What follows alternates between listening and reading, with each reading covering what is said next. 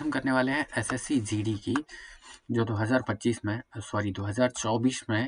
जो 53 शिफ्ट हुई थी उनके क्वेश्चंस करने वाले हैं 20 क्वेश्चंस जीके के। लेकिन देखिए ये जो सीरीज मैं चला रहा हूँ इसमें एक्स्ट्रा फैक्ट्स हैं, जैसे कि कोई क्वेश्चन आया उसके चारों ऑप्शन से रिलेटेड जो भी एक्स्ट्रा फैक्ट्स बन रहे हैं वो इम्पोर्टेंट हैं आने वाले 2025 में जो एग्जाम होने वाला है उसके लिए। अगर आप 2025 के जीडी के लिए प्रिपरेशन कर रहे हैं तो ये इम्पोर्टेंट है आपके लिए वीडियो भी, और साथ में इसकी पीडीएफ से आप रिवाइज कर सकते हैं। आज हम शिफ्ट 3 के क्वेश्चंस डिस्कस करेंगे। देखिए पहला क्वेश्चन आया था, बुंदेलखंड क्षेत्र का एक जीवंत नृत्य रूप है, इसका प्रदर्शन मृदंग की थाप से शुरू होता है तथा धीरे धीरे गद्य और काव्यात्मक संवादों के साथ गति पकड़ता है। तो देखिए मटकी बुंदेलखंड क्षेत्र कहाँ पर है? मध्य प्रदेश में है। ठीक है, मध्य प्रदेश वाले रीजन में, छत्तीसगढ़ वाले रीजन में है। तो देखिए तो इसका देखिए मटकी की बात करते हैं तो मटकी भी लोक नृत्य कहाँ का है? मध्य प्रदेश का है। गणगौर भी मध्य प्रदेश के कुछ पार्ट में और राजस्थान, स्पेशली राजस्थान में। राई ये मध्य प्रदेश का लोक नृत्य है और राजकीय नृत्य भी है। और स्वांग की बात करते हैं तो ये भी राजस्थान, मध्य प्रदेश, यहाँ पर ये होता है। अब जो बुंदेलखंड में स्पेशली इसका प्रदर्शन मृदंग की थाप से शुरू होता है। काफी कंफ्यूजिंग क्वेश्चन है, तो इसका आंसर क्या है? राई, जो मृदंग की थाप पर होता है। अब हम इसके बारे में एक्स्ट्रा फैक्ट्स जानते हैं। देखिए मध्य प्रदेश की बात करते हैं तो मटकी नृत्य मालवा के क्षेत्र में, मालवा क्षेत्र में जिसे हम घड़ा नृत्य भी कहते हैं, शादियों में क्या करती हैं महिलाएं इसको करती हैं। अब राई नृत्य की बात करते हैं तो बुंदेलखंड क्षेत्र में इसे मोर नृत्य भी कहा जाता है। मृदंग की थाप के साथ होती है, शुरुआत होती है इसकी, और धीरे धीरे क्या करती है? गति पकड़ती है। अब बुंदेलखंड क्षेत्र में और भी नृत्य होते हैं, जो होता है नौरता क्षेत्र, सैरा नृत्य, नौरता नृत्य और सैरा नृत्य, ये दोनों आपको याद रखने हैं। गणगौर नृत्य मध्य प्रदेश में भी होता है और राजस्थान में भी होता है। तो गणगौर की बात करते हैं तो देखिए देवी गौरी या पार्वती के सम्मान में गणगौर नृत्य होता है।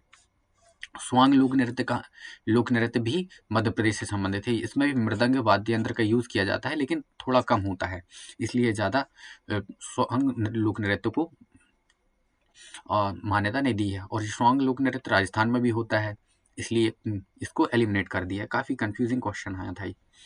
अब राजस्थान की बात करते हैं तो तेरह ताली राजस्थान में लोक नृत्य है, घूमर राजस्थान में होता है, चरी नृत्य होता है, कालबेलिया आपको याद रखना है बहुत अच्छे से, जिसको 2010 में यूनेस्को ने अमूर्त धरोहर माना है।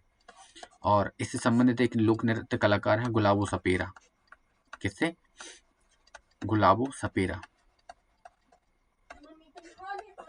किससे संबंधित है? राजस्थान की कालबेलिया नृत्य से। और भवई राजस्थान से संबंधित है। कच्ची घोड़ी नृत्य राजस्थान से संबंधित है। गैर नृत्य ये राजस्थान से संबंधित है। ये भील जनजाति इसको परफॉर्म करती है।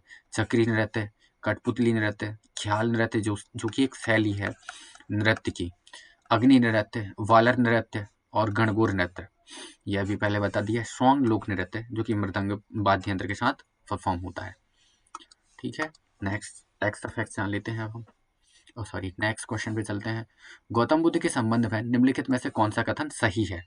ये मेंस के क्वेश्चंस, मतलब इसी प्रकार के क्वेश्चंस बनते हैं मेंस में। देखिए बौद्ध धर्म के संस्थापक सिद्धार्थ का जन्म लगभग 2500 वर्ष पहले हुआ था, जिन्हें गौतम के नाम से भी जाना जाता है। ठीक है, दूसरा ऑप्शन क्या है? गौतम बुद्ध एक छोटे गण से संबंधित है, जिसे शाक्य गण के नाम से जाना जाता है। तो जिसने भी ये पढ़ा होगा, मतलब गौतम बुद्ध के बारे में जाना होगा, तो देखिए गौतम बुद्ध का जन्म के बारे में जिसको पता होगा, ठीक है, ये दोनों ऑप्शन सही हैं। ये दोनों ऑप्शन कैसे हैं? सही हैं, क्योंकि उनके जो पिताजी थे वो कैसे शाक्य गण से संबंधित रखते थे। अब हम इसके एक्स्ट्रा फैक्ट्स जान लेते हैं। देखिए बौद्ध धर्म की बात करते हैं तो बौद्ध धर्म की स्थापना किसने की थी? गौतम बुद्ध ने की थी। और इनका जन्म कहाँ हुआ था? लुम्बिनी कपिलवस्तु नेपाल में हुआ था। अब इनका जन्म की बात करते हैं तो 563 ईसा पूर्व में हुआ था, वैशाख पूर्णिमा के दिन। 563 पूर्व मतलब आज से लगभग 2500 से भी ज्यादा वर्ष पूर्व हुआ था। साथ ही में 483 ईसा पूर्व की बात करते हैं तो इसमें 483 ईसा पूर्व में क्या हो गई थी उनकी मृत्यु? कहाँ हो गई थी? कुशीनगर, जो कि वर्तमान में उत्तर प्रदेश में है। साल के पेड़ के नीचे हुई थी, जिसे बौद्ध धर्म में महापरिनिर्वाण कहा जाता है। क्या कहा जाता है? महापरिनिर्वाण कहा जाता है। उनके बचपन का नाम क्या था? सिद्धार्थ नाम था। उनकी माता पिता क्या थे? माता का नाम महामाया था और सुद्धोधन उनके पिता का, जो कि शाक्य गण के प्रमुख थे। सिद्धार्थ का पालन पोषण किसने पूछा जाता है तो किसने किया था, उनकी मौसी प्रजापति गौतमी ने किया था, और यही उनकी पहली क्या थी, क्या बोलते हैं, उनकी अनुयायी बनी थी। ठीक है। विवाह कब हो गया था, 16 वर्ष की आयु में यशोधरा से विवाह हो गया था इनका। अब जब ये पहली बार जब राज्य में घूमने के लिए निकले थे तो इन्होंने क्या चीजें देखी थी, 4 चीजें देखी थी। पहला बूढ़ा आदमी देखा था, फिर बीमार आदमी देखा था, फिर उन्होंने क्या देखा था, सब, फिर चौथे नंबर पे क्या देखा था, साधु देखा था। अब सिद्धार्थ के पहले शिक्षक का नाम पूछा जाता है तो आलार कलाम, क्या नाम था उनका, आलार कलाम नाम था। उन्होंने क्या, बौद्ध धर्म की अवधारणा क्या थी, बोधिसत्व अवधारणा। बुद्ध ने पहला उपदेश कहाँ दिया था, सारनाथ के हिरन उद्यान में दिया था, जिसमें किस विषय पे दिया था, धर्मचक्र प्रवर्तन के विषय पर दिया था। उन्होंने पहला अपना उपदेश धर्मचक्र मुद्रा पर दिया था, और धम्मिक स्तूप सारनाथ में दिया था, जिसका निर्माण किसने करवाया था, अशोक ने करवाया था। ठीक है। अब बात करते हैं भगवान बुद्ध की जो थांग का चित्र है, थांग का पेंटिंग भगवान बुद्ध की है, सूती वस्त्र और रेशमी कपड़ों पर बनाए जाते हैं। ये याद रखना आपको, थांग का पेंटिंग चित्र। गौतम बुद्ध के आदित्य पर्याय शुद्ध उपदेश को अग्नि उपदेश के नाम से भी जाना जाता है। अभी हमारे लिए इतने फैक्ट्स इंपॉर्टेंट हैं, हम इनको कर लेते हैं, और आने वाले शिफ्ट में जितने भी क्वेश्चंस बौद्ध धर्म से बनेंगे, जैन धर्म से बनेंगे। और हाँ, बौद्ध धर्म की भाषा क्या थी, बौद्ध धर्म की भाषा पाली थी। ठीक है, ये याद रखना है आपको। और नेक्स्ट क्वेश्चन पे पढ़ते हैं। तीसरा क्वेश्चन क्या था, भारतीय मूल के खालिस्तान नवंबर 2023 तक यूनाइटेड किंगडम के गृह सचिव थे। ये करंट अफेयर को क्वेश्चन है। ठीक है, तो ये इसमें क्या है, सुएला ब्रेवर मैन, ये हमारे क्या थे, गृह सचिव थे, और ये भारतीय मूल के प्रधानमंत्री रह चुके हैं ऋषि सुनक, कहाँ के, यूनाइटेड किंगडम के। ठीक है, नेक्स्ट क्वेश्चन करते हैं। ये 5वां क्वेश्चन है, गांधी इरविन समझौते पर किस वर्ष हस्ताक्षर किए गए थे। तो देखिए, गांधी इरविन समझौता कब हुआ था, इसका ऑप्शन 1931 सही है, क्योंकि तभी द्वितीय गोलमेज सम्मेलन हुआ था। ठीक है, अब हम इसके बारे में एक्स्ट्रा फैक्ट्स जान लेते हैं जो कि इम्पोर्टेंट है। देखिए, गांधी इरविन समझौता कब हुआ था, 1931 में हुआ था। गांधी जी ने उस समय, गांधी इरविन समझौता हुआ था उस समय कितनी मांग रखी थी, कुल 11 मांग रखी थी। परिणाम स्वरूप क्या हुआ, सविनय अवज्ञा आंदोलन को बंद कर दिया, जो कि 1930 में स्टार्ट किया था गांधी जी ने, और भारतीय राष्ट्रीय कांग्रेस के प्रतिनिधि के रूप में लंदन में दूसरे गोलमेज सम्मेलन में भाग लेने के लिए सहमत हुए थे। ठीक है, और साथ ही में गांधी जी ने क्या किया था, गांधी जी ने नमक कर को हटाने की मांग की थी। देखिए, गोलमेज सम्मेलन की बात आती है तो ये क्या था, यह भारत के भविष्य के प्रशासन पर चर्चा के लिए आयोजित किया गया था, भारत के भविष्य की चर्चा पर। अब देखिए, बात करते हैं तो प्रथम गोलमेज सम्मेलन कब हुआ था, 1930 में। वायसराय कौन थे, लॉर्ड इरविन। तो भारत के भविष्य की संवैधानिक व्यवस्थाओं के बारे में चर्चा, भारतीय राष्ट्रीय कांग्रेस को शामिल करने के महत्व स्वीकार किया गया था, संवैधानिक व्यवस्थाओं के बारे में चर्चा की गई थी, और भारतीय राष्ट्रीय कांग्रेस को शामिल करने पर। अब द्वितीय गोलमेज सम्मेलन 1931 में हुआ। अब जो वायसराय थे वो विलिंगडन थे। उस समय भारत सरकार अधिनियम 1935 क्या किया, प्रस्तावित किया गया था, किसके लिए, भारत में प्रशासन को सुचारू रूप से चलाने के लिए। अब द्वितीय गोलमेज सम्मेलन में महात्मा गांधी और सरोजिनी नायडू दोनों ने भाग लिया था। तृतीय गोलमेज सम्मेलन, इसकी डेट वैसे याद रखनी है, 1932 में। ये सारे के सारे गोलमेज सम्मेलन कहाँ हुए थे, लंदन में। अब तीनों सम्मेलनों की अध्यक्षता ब्रिटिश प्रधानमंत्री जेम्स राम से मैकडोनाल्ड, राम से याद रखना, राम से मैकडोनाल्ड। और तीनों गोलमेज सम्मेलन में बहुत सारे लोगों ने, जो भारतीय थे उन लोगों ने भाग लिया था। उनमें से 2 नाम इंपॉर्टेंट याद रखने, भीमराव जी अम्बेडकर और तेज बहादुर जी ने, इन्होंने भाग लिया था। अब नेक्स्ट क्वेश्चन पे पढ़ते हैं। देखिए, ये क्वेश्चन रिपीटेड है, जो सेकेंड शिफ्ट में भी आया था, थर्ड शिफ्ट में भी दे दिए। लिएंडर पेस खालिस्तान से जुड़े थे, तो वो लॉन टेनिस से जुड़े थे। 1996 में इन्होंने ओलंपिक में भाग लिया था और कांस्य पदक जीता था। ठीक है, नेक्स्ट क्वेश्चन पे पढ़ते हैं। स्टैटिक जीके का क्वेश्चन, हम इन सबको सेपरेट वीडियोस में डिस्कस करेंगे जब जनवरी में, जब एग्जाम हमारा पास में जाएगा। उस्ताद बिंदा खान निम्नलिखित में से किस वाद्य यंत्र से जुड़े हैं। देखिए, इसको इनको बुंदू खान भी कह देते हैं, कई बार बुंदू खान भी लिखा मिल जाएगा। तो ये किससे जुड़े हैं? हमारे सारंगी से जुड़े हुए हैं। सारंगी में क्या है, बूंद बूंद होती है ना, ऐसे करके याद किया था मैंने। देखिए, जब हम इनको सेपरेट वीडियोस में डिस्कस करेंगे तो हम ट्रिक के साथ याद कर लेंगे। देखिए, कुछ महत्वपूर्ण वाद्य यंत्र और उनसे जुड़े कलाकार। बांसुरी की बात करते हैं, तो बांसुरी से हरि प्रसाद चौरसिया जी। हरि क्या बजाते थे? बांसुरी बजाते थे। राकेश चौरसिया, इनको ग्रेमी अवार्ड मिल चुका है बांसुरी के लिए, मतलब ग्रेमी अवार्ड बांसुरी बजाते थे मिला था। देखिए, पन्नालाल घोष बांसुरी से संबंधित हैं। बी कुंजामोड़ी बांसुरी से संबंधित है। उस्ताद सहफत अहमद खान भी बांसुरी से जुड़े हुए हैं। रघुनाथ सेठ, राजेंद्र कुलकर्णी, टी.आर. महालिंगम किससे जुड़े हैं? बांसुरी से संबंधित हैं। राजेंद्र कुलकर्णी बांसुरी से संबंधित हैं। रघुनाथ सेठ बांसुरी से संबंधित हैं। इनका बार बार रिवीजन करेंगे तो हमें याद हो जाएंगे। तबला की बात करते हैं तो उस्ताद सफाद अहमद खान, स्वप्न चौधरी, तन्मय बोस। तन्मय, जब तबला बजाओगे तो तन्मय हो जाएगा। तन्मय बोस, विक्रम घोष, संदीप दास किसे? दास तबला से संबंधित है। साबिर खान और उस्ताद जाकिर हुसैन, इनका नाम बहुत याद रखना। 2023 में इनको क्या मिला है? पद्म विभूषण मिला है। उस्ताद अल्लाह रखा खान तबला से संबंधित है। सुखविंदर सिंह सिक्खू, जो कि हिमाचल प्रदेश के हैं, उनको ऐसे याद रखना है, मतलब ये वो नहीं है, तबला से संबंधित है। किशन महाराज, पंडित अनोखे लाल। अनोखे लोग क्या करते हैं? तबला बजाते हैं। ठीक है, अब शहनाई की बात करते हैं तो सात छेद की जो नली होती है शहनाई होती है, आपने देखा होगा शहनाई बजती है। तो इसके महत्वपूर्ण जो एक्सपोनेंट है वो है उस्ताद बिस्मिल्लाह खान। इनको भारत रत्न मिला है 2001 में। ठीक है, ये याद रखना है। वागेश्वरी कमर शहनाई से संबंधित है। दयाशंकर शहनाई से संबंधित है। जगन्नाथ, हरीश हैं, ये सब शहनाई से संबंधित हैं। अब सारंगी की बात करते हैं तो सारंगी क्या है? एक खड़ी स्थिति में धनुषाकार है। धनुषाकार धनुष के साथ बजाया जाता है, वो नहीं बजाते सारंगी। अब इससे संबंधित कौन है? पंडित राम नारायण, उस्ताद बिंदा खान, संतोष मिश्रा, उस्ताद सुल्तान खान। सुल्तान खान का नाम याद रखना है, सारंगी से संबंधित है। पंडित राम नारायण सारंगी से संबंधित है। उस्ताद बिंदा खान, ठीक है। संतोष मिश्रा सारंगी से संबंधित है। नेक्स्ट आगे बढ़ते हैं।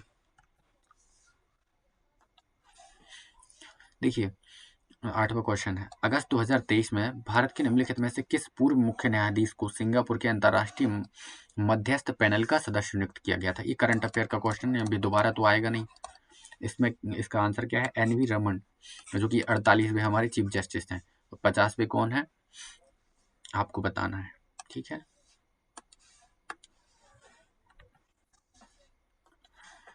देखिए, 9वां क्वेश्चन, भारत कितने देश के साथ समुद्री सीमा साझा करता है? इसमें समुद्री सीमा की पूछा है और स्थलीय सीमा दो होती हैं। समुद्री सीमा और स्थलीय सीमा आपको याद रखना है। तो समुद्री सीमा तो दो देशों के साथ साझा करता है और स्थलीय सीमा 7 देशों के साथ। ये MTS में क्वेश्चन पूछा गया था, ये अभी GD में पूछ लिया है। इसके बारे में एक्स्ट्रा फैक्ट्स जानते हैं। देखिए, भारत के पड़ोसी देश, भारत का कुल क्षेत्रफल पता है 32,87,263 किलोमीटर। भारत विश्व के कुल क्षेत्रफल का कितना है? 2.4%, ये याद रखना है। विश्व की कुल जनसंख्या, भारत की विश्व की कुल जनसंख्या का कितना प्रतिशत है? 17.5%। यही हमारी डेकेडल 2011 की 10 की वृद्धि है, 17.64। ये हमारी वृद्धि है, याद रखना है। देखिए, भारत की मुख्य तटीय रेखा कितनी है? 6100 किलोमीटर है। और अंडमान निकोबार द्वीप समूह और लक्षद्वीप सहित शामिल कर लें तो 7516.6 किलोमीटर है। अब बात करते हैं तटीय सीमा। 7 देशों से साझा करती है, जलीय सीमा 2 देशों से। 7 देशों में कौन कौन से हैं? पाकिस्तान, अफगानिस्तान, चीन, नेपाल, भूटान, म्यांमार, बांग्लादेश। और जलीय सीमा में श्रीलंका और मालदीव। मालदीव की राजधानी क्या है? माले है। देखिए, इनको याद करने की ट्रिक हमने जो पड़ोसी देश की जो जब हम चैप्टर पढ़ेंगे ना पड़ोसी देश, क्योंकि पड़ोसी देश से बहुत सारे क्वेश्चन बनते हैं, चाहे MTS हो या CGL हो। तो मेरे बचपन का सपना ऐसे करके एक ट्रिक है, तो उसमें हम देख लेंगे बी से बांग्लादेश। जब हम नेक्स्ट जब करेंगे ना तब हम वहाँ से कंप्लीट कर लेंगे। अब नेक्स्ट क्वेश्चन आगे बढ़ते हैं। 10वां क्वेश्चन देखिए, अंतर्राष्ट्रीय निशानेबाज, ये भी करंट अफेयर का क्वेश्चन है। अंतर्राष्ट्रीय निशानेबाजी खेल महासंघ विश्व कप 2022 कहाँ आयोजित किया गया था? तो देखिए, ये तो सीधा अपन ऐसे स्पोर्ट्स से क्वेश्चन है, करंट अफेयर में। जब हम स्पोर्ट्स करंट अफेयर करेंगे ना तब वहाँ पर बहुत सारे करंट अफेयर्स के क्वेश्चन और ये क्वेश्चंस भी हम वहाँ पर डील कर लेंगे। तो इसका आंसर क्या हो जाएगा? काहिरा, मिस्र में। नेक्स्ट क्वेश्चन की तरफ बढ़ते हैं। देखिए, हरित क्रांति की बात। पहला 11वां क्वेश्चन क्या है? हरित क्रांति ने भारत की निम्नलिखित आयातों पर निर्भरता कम करने में महत्वपूर्ण भूमिका निभाई है। अब हरित क्रांति, भाई ये तो कॉमन सेंस वाला क्वेश्चन था। देखिए, हरित क्रांति पेट्रोलियम से संबंधित तो नहीं हो सकती है, अनाज से संबंधित है, वस्त्र से नहीं हो सकती, मशीनरी से भी नहीं हो सकती है। हमारा राइट आंसर क्या हो गया? हरित क्रांति ने अनाज पर आत्मनिर्भरता के लिए काम किया है। तो हमारा 11वां क्वेश्चन हो गया। अब इसके बारे में एक्स्ट्रा फैक्ट्स हैं। देखिए, हरित क्रांति की बात करते हैं, पहले विश्व में जान लेते हैं। विश्व में हरित क्रांति की शुरुआत हुई थी 1960 के दशक में, और इसका श्रेय किसको जाता है? नॉर्मन बोरलॉग को जाता है। 1970 के दशक में HYB मतलब हाई यील्डिंग वैरायटी के क्या अनाज का विकास किया, जिसके लिए उन्हें नोबेल शांति पुरस्कार मिला। ये नोबेल शांति पुरस्कार मिला, याद रखना है, MTS में आया था मेरे ही एग्जाम में। ठीक है, मैंने गलत कर दिया था। भारत में हरित क्रांति की बात करते हैं। भारत में हरित क्रांति 1965-66 तीसरी पंचवर्षीय योजना की विफलता के कारण, मतलब जब विफलता हो गई थी, अब बोल सकते हैं तीसरी पंचवर्षीय, जब पूछे ना तीसरी पंचवर्षीय योजना ही लगाना है आपको। भारत में हरित क्रांति किस पंचवर्षीय योजना में शुरू हुई थी? तीसरी पंचवर्षीय योजना में। देखिए, क्योंकि 1966 से 1969 तक क्या हुआ था, क्या हो गया था हमारा योजना अवकाश, जो पंचवर्षीय योजना चल रही थी योजना अवकाश हो गया था। सबसे ज़्यादा जो हरित क्रांति ने फोकस किया था गेहूं, चावल, गन्ना, मक्का, बाजरा जैसी फसलों पर। और कहाँ कहाँ हुआ था? हरियाणा, पंजाब, है ना, ये सारे के सारे प्रदेश को भी अपन को याद रखना है। हाँ, और हमारे यहाँ हरित क्रांति का श्रेय किसको जाता है? MS स्वामीनाथन को जाता है।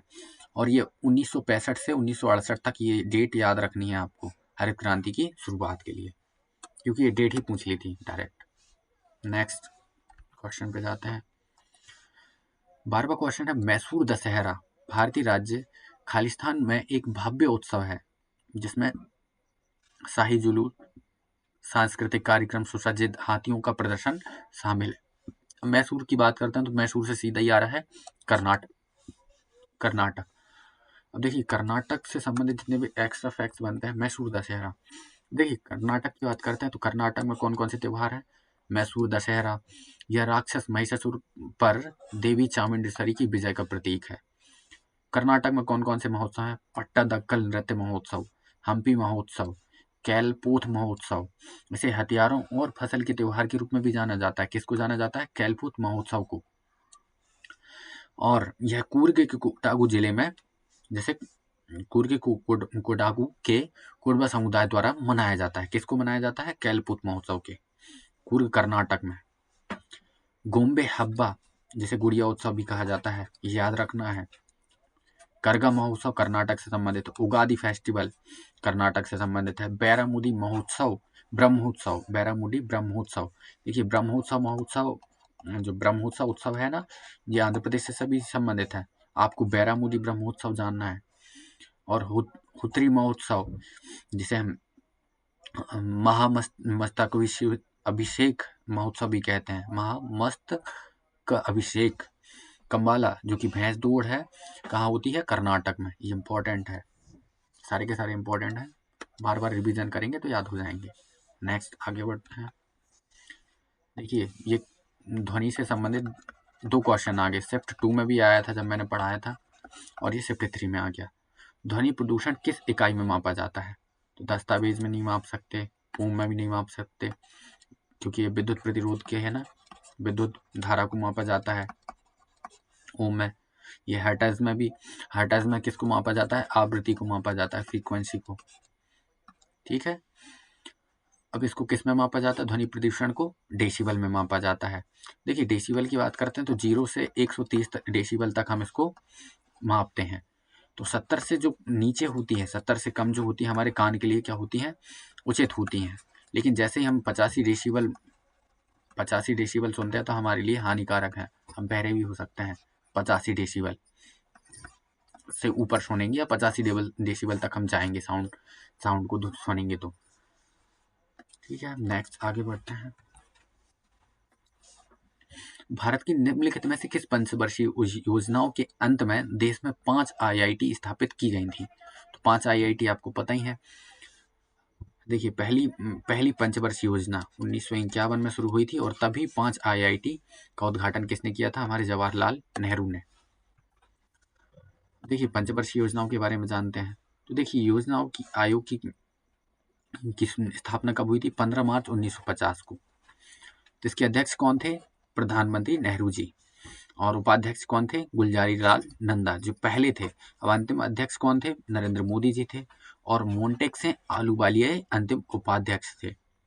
और ये हमने कहाँ से लिया था, योजना आयोग USSR से, रूस से लिया था।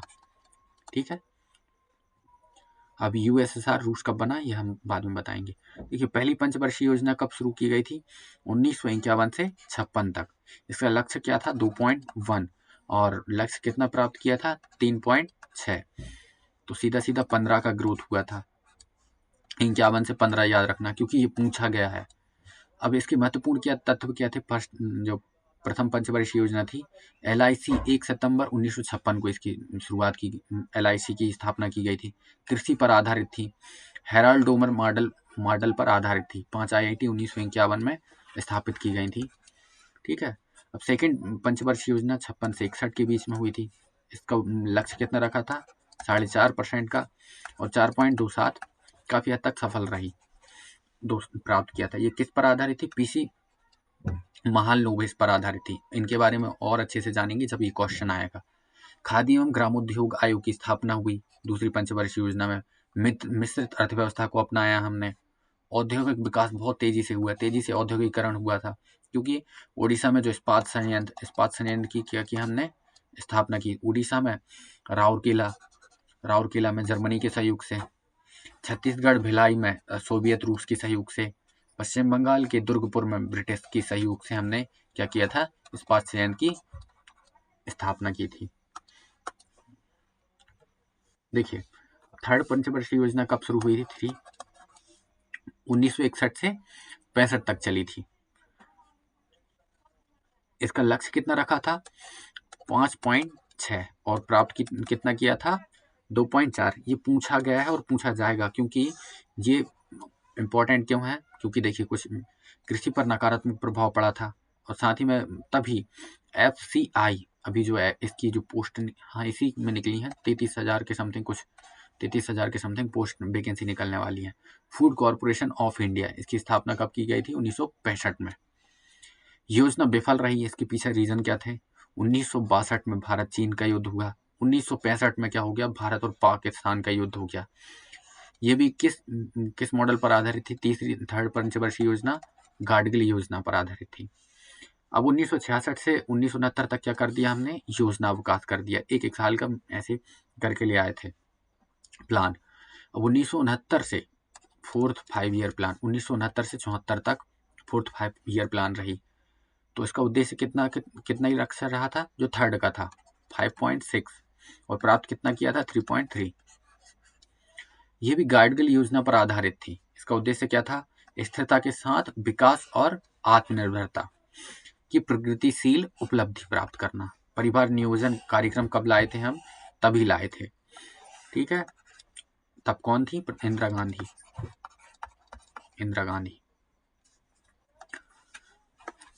अब हम आगे बढ़ते हैं। 15वां क्वेश्चन है जो कि मूल्य ह्रास के संबंध में निम्नलिखित में से कौन सा कथन सही है। ये CHSL मेंस टाइप के क्वेश्चन, मेंस में इसी प्रकार के क्वेश्चन आते हैं। तो मूल्य ह्रास की बात करते हैं तो इकोनॉमिक्स का क्वेश्चन है ये। मूल्यह्रास को पहला क्या दिया है उन्होंने, मूल्यह्रास को स्थायी परिसंपत्तियों के उपयोगी जीवन के दौरान टूट फूट के कारण होने वाली हानि को मूल्यह्रास कहा जाता है। बिल्कुल कहा जाता है। जैसे हम भाई मूल्यह्रास का है, जैसे आज हम मोबाइल लेकर के आए, हम 15 दिन बाद बेचेंगे तो उसकी कीमत क्या हो जाती, कम हो जाती है। तो टूट फूट घिसावट इसी में शामिल हो जाती है। जैसे बाइक लेकर के आए, टूट फूट घिसावट के कारण उसकी कीमत में कमी हो गई। अब देखिए सेकंड क्या है, मूल्यह्रास में अप्रत्याशित या आकस्मिक होने वाली क्षति को ध्यान में नहीं रखा जाता है। बिल्कुल नहीं रखा जाता है, क्योंकि देखो भाई अब बाइक लेकर के आए, अनफॉर्चुनेटली उसका एक्सीडेंट हो गया, तो ये अप्रत्याशित है, आकस्मिक है, तो ये भी सही है। मतलब हमारा ऑप्शन क्या हो जाएंगे, दोनों कथन सही, 1 और 2 दोनों सही हो जाएंगे। नेक्स्ट क्वेश्चन पे बढ़ते हैं। 16वां क्वेश्चन क्या है, मेजबान राज्य के कितने शहर राष्ट्रीय खेल 2023 की मेजबानी करेंगे। स्पोर्ट का सेकंड क्वेश्चन आया करंट अफेयर से रिलेटेड। तो इसके कितने, अब पहली बात तो ये हमें पता होना चाहिए 2023 में जो राष्ट्रीय खेल हुए थे कहाँ हुए थे, और ये कौन से थे, 37वें। कहाँ हुए थे, गोवा में। गोवा के कितने, 5 शहरों में हुए थे, गोवा के 5 शहरों में। अब जो 2025 में होने वाला है, हर 2 साल में होता है, 38वां होने वाला है। तो ये कहाँ होगा, उत्तराखंड में होगा। ये याद रखना है, ये पूछा जाएगा। नेक्स्ट, उत्तराखंड में। आगे बढ़ते हैं। 17वां क्वेश्चन, संविधान विभिन्न तरीकों से सरकार की शक्ति को सीमित करता है। सरकार की शक्ति को सीमित करता है। सरकार की शक्ति को सीमित करने का सबसे सामान्य तरीका कुछ खालिस्तान निर्दिष्ट करना है, जो हम सभी नागरिकों के पास है। हम सभी नागरिकों के पास क्या है, जिनका उल्लंघन करने की अनुमति किसी भी सरकार को नहीं दी जा सकती है। तो खालिस्तान हमें प्राप्त है, क्या प्राप्त है, मौलिक अधिकार प्राप्त है, बिल्कुल प्राप्त है। राज्य की नीति निर्देशक सिद्धांत, ये तो राज्य के लिए है भाई, जो कि आर्टिकल 36 से 51 में है। आर्थिक कर्तव्य ये नहीं है हमारे में, ठीक है। मौलिक कर्तव्य ये हमारे हैं, लेकिन ये हम सरकार के लिए हम इसके बारे में, मतलब ये मौलिक कर्तव्य हमारे लिए, हमें इन्हें पालन करना होता है, जो कि आर्टिकल 51A भाग 4A और आर्टिकल अनुच्छेद 51A में है। तो बात करते हैं इसका राइट ऑप्शन क्या हो जाएगा, मौलिक अधिकार। बात करते हैं इनके बारे में, एक्स्ट्रा फैक्ट्स जान लेते हैं। मौलिक अधिकार की बात करते हैं तो मौलिक अधिकार संविधान के भाग 3 में है। 22 भाग है ना, तो भाग 3 किससे संबंधित है, मौलिक अधिकार से। अनुच्छेद किससे कितने तक लेकर, 12 से 35 तक। पहले 7 हुआ करते थे मौलिक अधिकार। जो 44वां संविधान संशोधन हुआ है 1978 में, उसके तहत ये 7वां मौलिक अधिकार हमने घटा दिया है। इसमें क्या था, संपत्ति का अधिकार, ठीक है। पहला क्या है, समानता का अधिकार, 14 से 18 तक है, ये याद रखना है। 5 है, 5 अनुच्छेद हैं। स्वतंत्रता का अधिकार 19 से 22 तक। शोषण के विरुद्ध अधिकार 23 से 24 तक। धार्मिक स्वतंत्रता का अधिकार 25 से 28 तक। संस्कृति एवं शिक्षा का अधिकार 29 से 30 तक। और संवैधानिक उपचारों का अधिकार 32। जैसे भीमराव अंबेडकर जी ने इस आर्टिकल को संविधान की आत्मा कहा है। नेक्स्ट क्वेश्चन पे बढ़ते हैं। ओलंपिक टेबल टेनिस प्रतिस्पर्धा में यदि अंक 10-10 बराबर हो तो खिलाड़ी को जीतने के लिए कितने अंक की जरूरत होती है। तो इसका आंसर 2 है। बाकी बात करते हैं तो ये क्वेश्चन किसी से भी नहीं बोल सकते हैं, 5 या 10% किसी ने तुक्का लगाया होगा तो उनसे बना होगा, और ये दोबारा तो आने की कोई चांस नहीं है। हालांकि जब हम स्पोर्ट्स के क्वेश्चन करेंगे तब इसमें हम डील करेंगे, और टेबल टेनिस से जितने भी क्वेश्चन बन सकते हैं उनको हम इंक्लूड कर लेंगे, ठीक है। फिलहाल हम नेक्स्ट क्वेश्चन पे बढ़ते हैं। भारत की 2011 की जनगणना के अनुसार निम्नलिखित में से किस राज्य केंद्र शासित प्रदेश में पुरुष साक्षरता दर सबसे अधिक है। तो किस राज्य में है, ये सभी को पता है। 2011 की जनगणना के अनुसार केरल राज्य में है। केरल के बाद फिर मिजोरम में हो जाएगी। अब हम आगे बढ़ते हैं, इसके बारे में एक्स्ट्रा फैक्ट्स जानते हैं। देखिए साक्षरता दर की बात करते हैं 2011 की जनगणना के अनुसार, तो 74.04% थी। पुरुषों की कितनी है, 82.14%। महिलाओं की कितनी है, 65.46%। ये याद रखना है आपको। अब राज्यों की बात करते हैं तो सबसे ज़्यादा किसमें है, केरल में 94%। अब इसमें महिलाओं की कितनी है, 96.11 और पुरुषों की कितनी है, 92.07%। इसके बाद में लक्षद्वीप है, लक्षद्वीप के बाद मिजोरम है। ठीक है, ये तीनों याद रखने हैं। पहले स्थान पर केरल है, दूसरे स्थान पर लक्षद्वीप है, तीसरे स्थान पर मिजोरम है। अब राज्य सबसे कम की बात करते हैं तो सबसे कम पे पहले आ जाता है बिहार, जिसकी 47% है। फिर उसके बाद में आ जाता है अरुणाचल प्रदेश, सॉरी इसके बाद में क्या आ जाता है, राजस्थान आ जाता है 66.11 और इसके बाद में क्या आ जाता है, अरुणाचल प्रदेश। यहाँ पर गड़बड़ कर दी थी क्योंकि ये क्वेश्चन पूछा जाता है, इसलिए मैंने नीचे रख दिया था, क्योंकि उसमें पूछ लिया था कि राजस्थान किस राज्य में साक्षरता दर, पुरुष और महिला साक्षरता दर में सबसे अधिक अंतर है। तो ये राजस्थान हमारा आंसर सही है। केंद्र शासित प्रदेश की बात करते हैं तो लक्षद्वीप में सबसे ज़्यादा, लक्षद्वीप में क्या है, सबसे ज़्यादा है। अब ये यहाँ पर मैंने क्या कर लिया था, राज्य को इंक्लूड कर लिया था। लक्षद्वीप क्या है, यूनियन टेरिटरी है, तो यहाँ पर नहीं होगा ये। ठीक है, मिजोरम कर देंगे।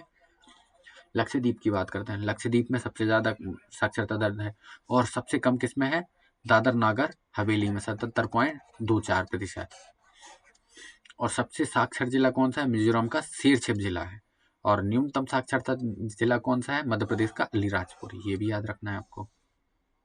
आगे बढ़ते हैं 20वां और अंतिम क्वेश्चन। ये भी करंट, हाँ। अगस्त 2023 में केंद्र सरकार ने कैबिनेट सचिव राजीव गाबा को विस्तार खालिस्तान वर्ष का विस्तार दिया है, जिससे वह भारत के इतिहास में सबसे लंबे समय तक सेवा देने वाले कैबिनेट सचिव बन गए हैं। तो ये दिया है 2 वर्ष का। ये करंट अफेयर का क्वेश्चन है, अब तो नहीं आएगा, इसलिए हम इसको ज़्यादा डीपली डिस्कस नहीं कर रहे हैं। और साथ ही में दोस्तों लास्ट तक वीडियो में बने रहने के लिए थैंक यू। और जनवरी जैसे ही आएगी हम इम्पोर्टेंट क्वेश्चन पे डील करेंगे। हमारी वीडियो यहाँ पर होती है समाप्त। All the best guys.